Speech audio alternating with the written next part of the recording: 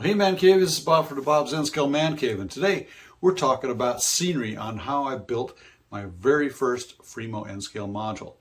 Now, scenery is probably one of the toughest parts, especially if you don't really have a good plan of what you want to do and you're just kind of winging it. And that's kind of what I was doing with this whole project, was kind of winging it. See, well, what do I have available? How is a trestle going to fit in that area curving around this thing? How is it going to fit? What pieces do I need to make this work according to my plan, or maybe modified my plan? Everything kind of changes, but it turned out really great.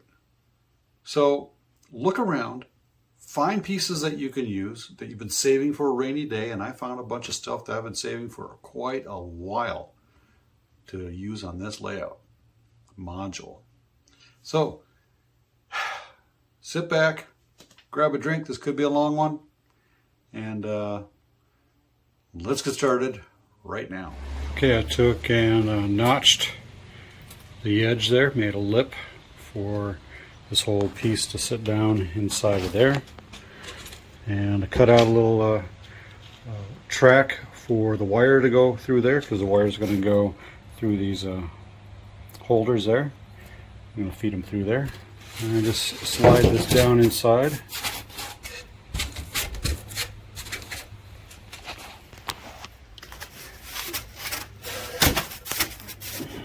Set it down in there. And it's got a base.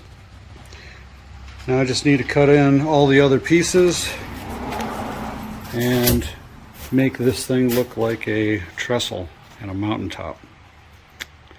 Got a couple things here that I might use, is some of these old foam mountains that I might utilize a little bit and see how I can make that part of the scenery. Save me some time. Okay, I have my mountain pieces kind of set up where I'm going to kind of put them, at least to start off with. I did make a mistake making this one fit to size. I cut a little bit too much off. So what I'm going to do is hot glue these together. Use some hot glue, and hopefully that works out. Otherwise, I'm just going to cut another one and make a new one. There I go. I got some hot glue on it. Just kind of put a little glue in the cracks after I put it all on this side here and glued it on. Now to figure out some other things, like where the track's going and how I want everything kind of to fit in here, and see if there's any other foam pieces I want to put down in here in this valley, kind of build up maybe this area or something, or cut some of this out. Still kind of working on that. Currently I have positioned and started carving a little bit of the scenery where I wanted to put it. I'm using some old scenery that I had from a long time ago, and so just trying to make it fit into where I'm at and in the space that I am using. And some of the pieces that I had cut off on the ends here, I've kind of merged them together to make a kind of like a ridge in the middle of this valley. And so the track will go right across from here all the way across over this. The trestle will be all the way through here, and then end up obviously over there on a straightaway. So it looks like it's going to be quite interesting.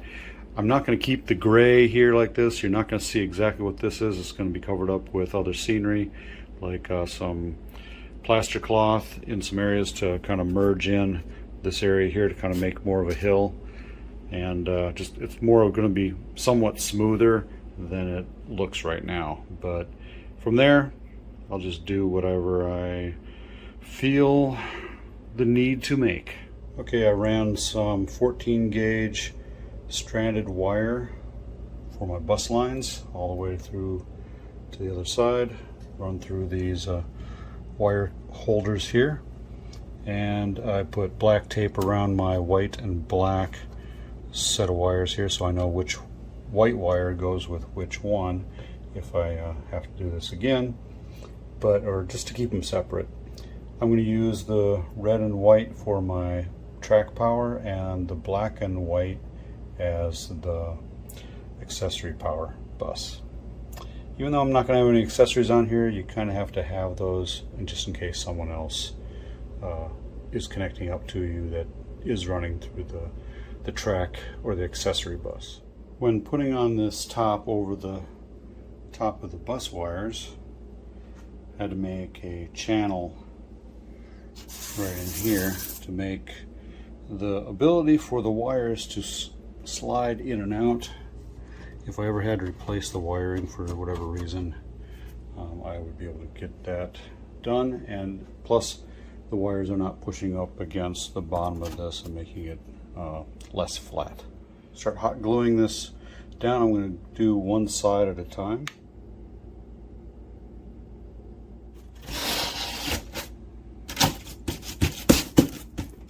Okay, that should be drying here shortly.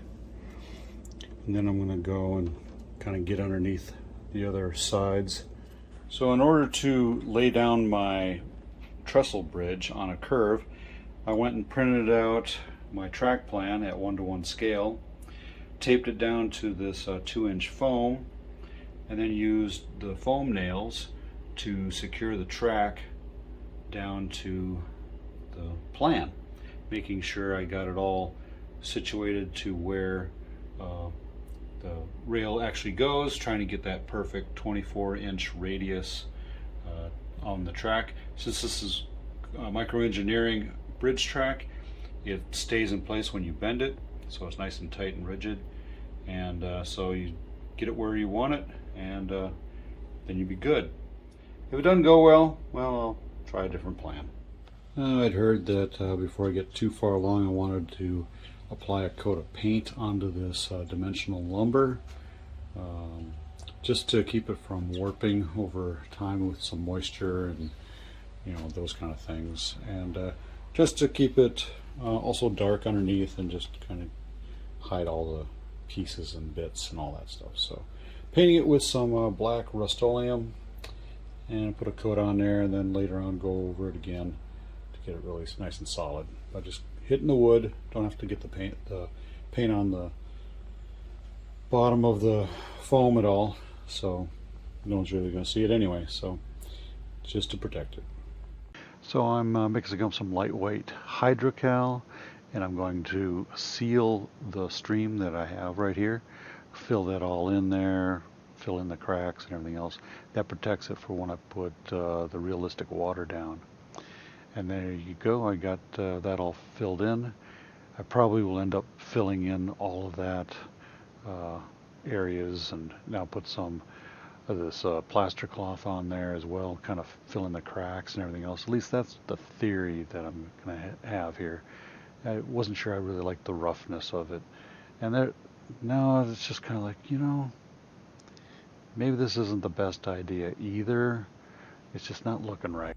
Okay, I did have some of this plaster cloth on here, trying to fill in some gaps and kind of make it a little bit smoother out, because this pink foam here and there's just gaps here. I'm trying to fill in all this near the top, basically, kind of at least make it look right. But some advice that I'd gotten says, let the foam be foam and don't cover it up with the plastic cloth. So I've basically pulled most of it off.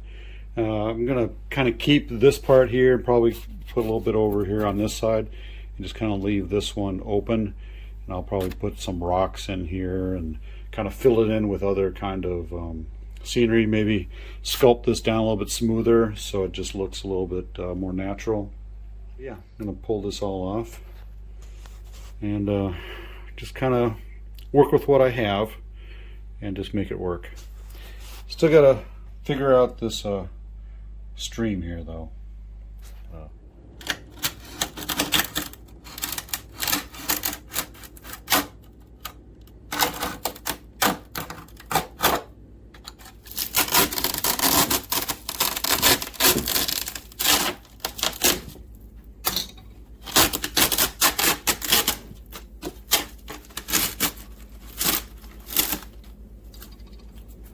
Okay, it's time to start getting ready for laying track and getting everything positioned for this trestle that's going to go in here.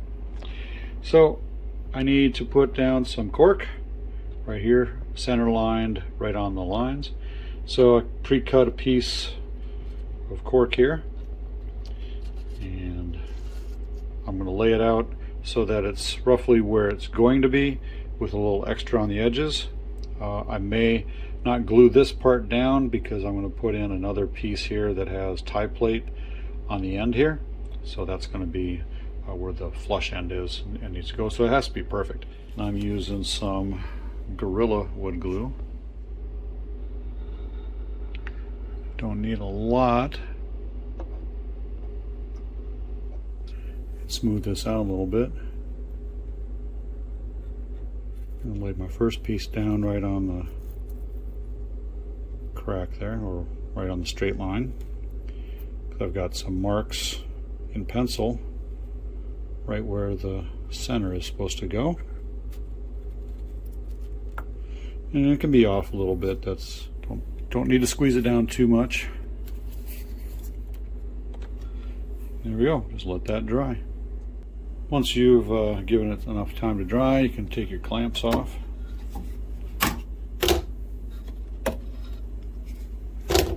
And remove whatever thing you had there clamping it down. And these are pretty dry. Okay, I'm using some burnt sienna and raw umber to paint my ground portions of this module.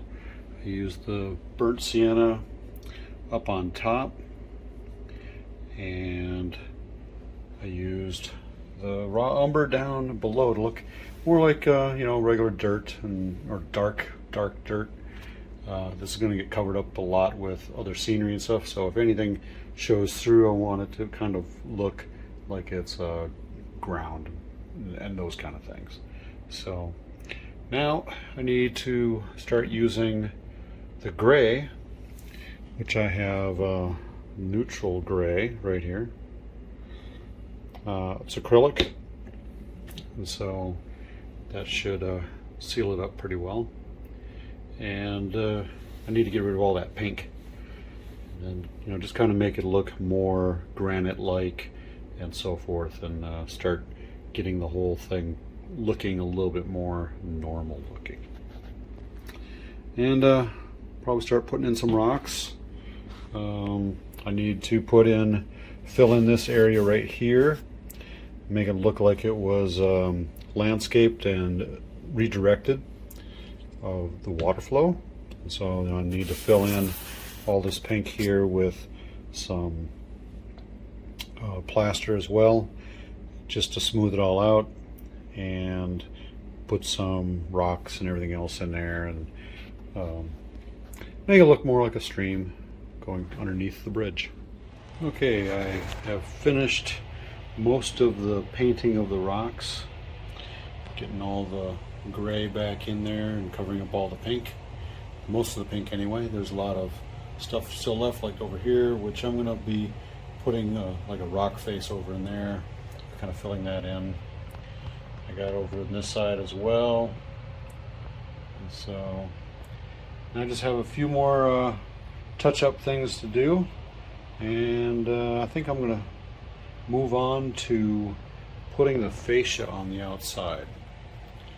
Kind of need to get about a 65-inch long piece over on this side, and whatever else I need over there, probably about 30 inches over on the inside, and get the fascia cut and attached.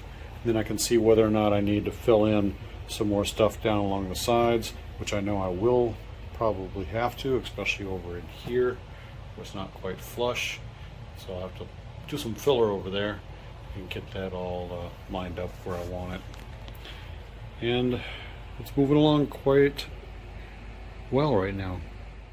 Okay, I am getting ready to put some fascia on this project, and I need to figure out how long of a piece I'm going to need to go around this curve. So I did kind of a fake, kind of a weird measurement, you know, with a tape measure around the outside, and it was about 65 inches, whatever.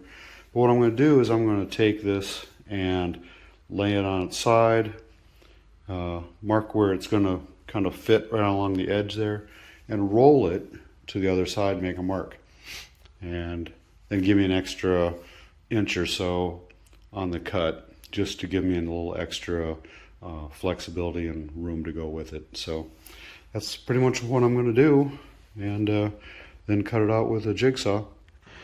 So here's the easy way to do it. You just line up where you're going to need to cut, and I'm just going to roll this thing to the other side where I'm going to need to cut, make my mark.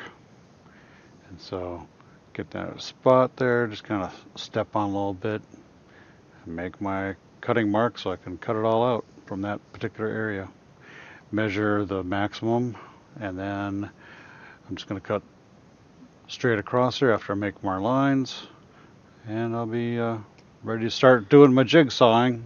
Okay, I've got this kind of clamped in place where I pretty much want to do an outline from the inside.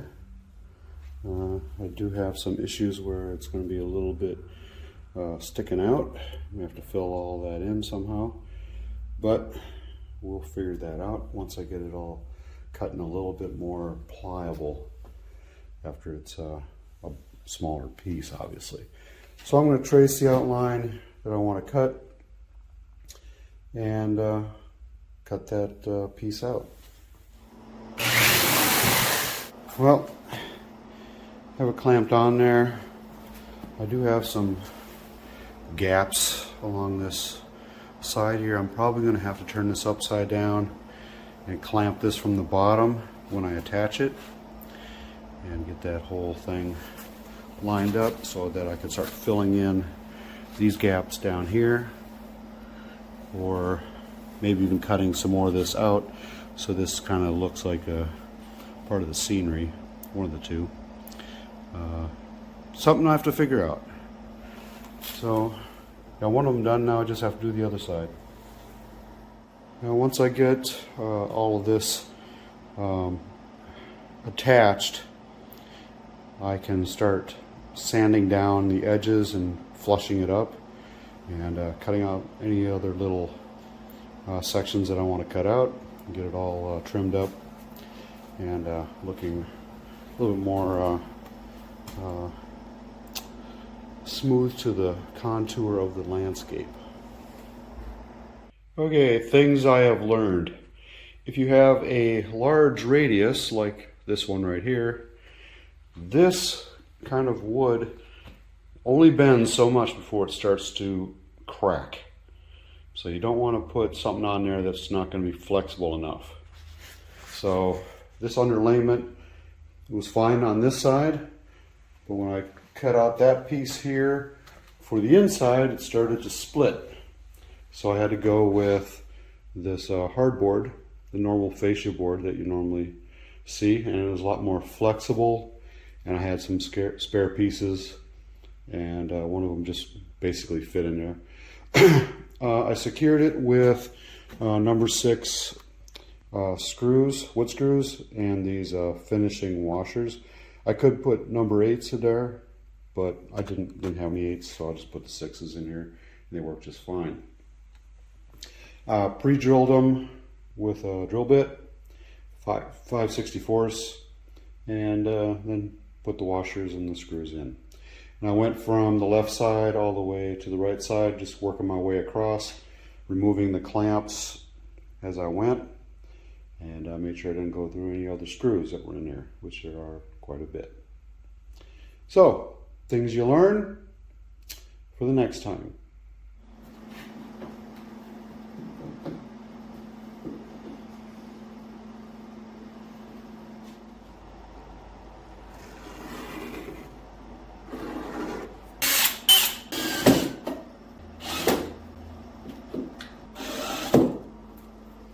Okay, I decided to fill in this gaps in the fascia with the rest of the scenery with some spray foam. Got some of this stuff from Loctite, tight foam. It was pretty cheap stuff over at Walmart. And just filled it all in last night. Nice and hard. Now I just need to carve out what I don't want, which is a lot of this built up stuff. And then continue working on the scenery. Whew, there you go, ManCavians. That's been part 4, the scenery. Now, there's a lot to it, and I know there is a lot of stuff in scenery to do, and I'm glad I had some extra pieces that were just lying around dying to be used for something, because I've had these for 10 years and couldn't fit them in anywhere that I had on my normal home layout. So I said, well, let's cut them up, let's use them.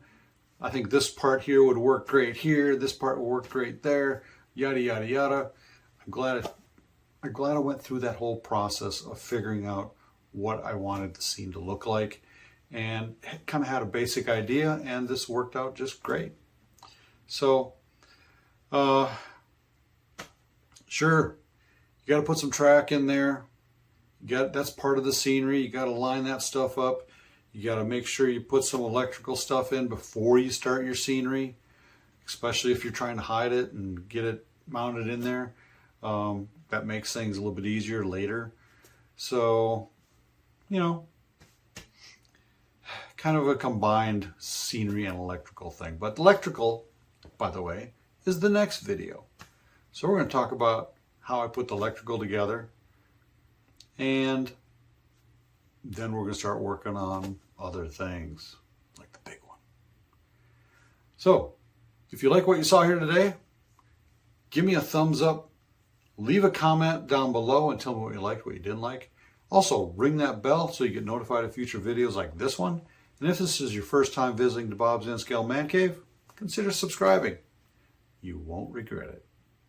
Till next time, ManCavians, happy mile railroading. You stay off those tracks. Bye.